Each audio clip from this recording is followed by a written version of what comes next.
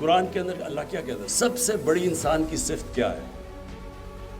वो जो मुश्किल वक्त पे सब्र करता है, पेशेंस इन एडवर्सिटी। ये सबसे ज़्यादा वो ये भी बड़ा इंपॉर्टेंट होता है कि इसमें फिर इंसान का जो कैलिबर है ना वो बढ़ता जाता है।